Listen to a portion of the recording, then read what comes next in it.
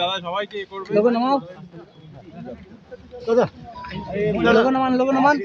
বলবোই না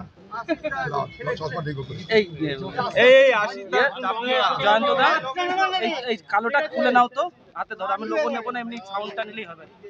দাদার কাছে ধরো ভাই, লোগোটা একটু নামান। সবাই সবাই নামান, সবাই নামান। পেছনে আসো সবাই, একটু পেছনে আসো। ফার্স্ট দিকে মরে যাবে এখন মানুষটা।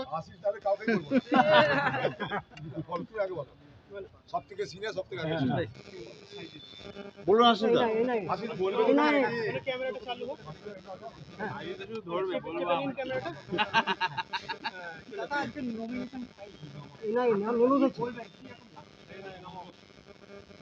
নমিনেশন আমি এর আগে অনেকবার ফাইল করেছি। তাই নমিনেশন ফাইল করলাম, নতুন কিছু নয়।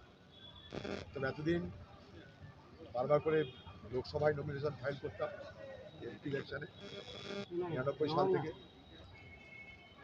কারণ ৯৬ সালে আমি নিজে নমিনেশন ফাইল করতে পারিনি, আমার হয়ে কোনো অথরাইজড পার্সন করেছিল। ৯৯ সাল থেকে নিজে নিজে নমিনেশন ফাইল করেছি।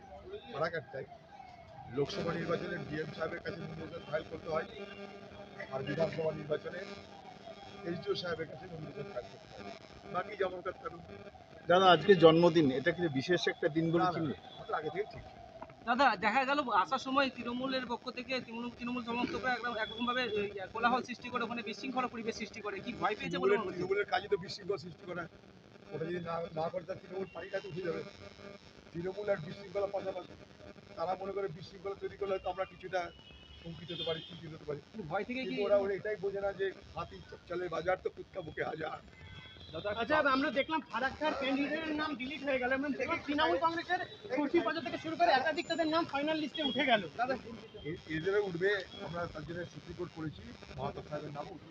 দাদা এখানটায় যে চালাকি হচ্ছে আপনারা জানেন, এটা এসআইআর করার নামে নানা রকমের চালাকি হয়েছে ভিডিও এলসিও ডিএম লেভেলে। সুজাপুর থেকে শুরু করে বিভিন্ন জায়গায় এসআইআর নিয়ে বিক্ষোভ দেখানো হচ্ছে, কি বলবে?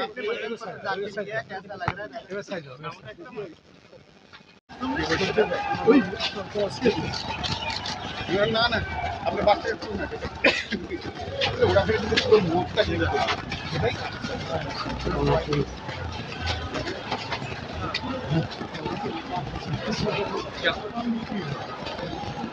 কালিন্দ এসছে।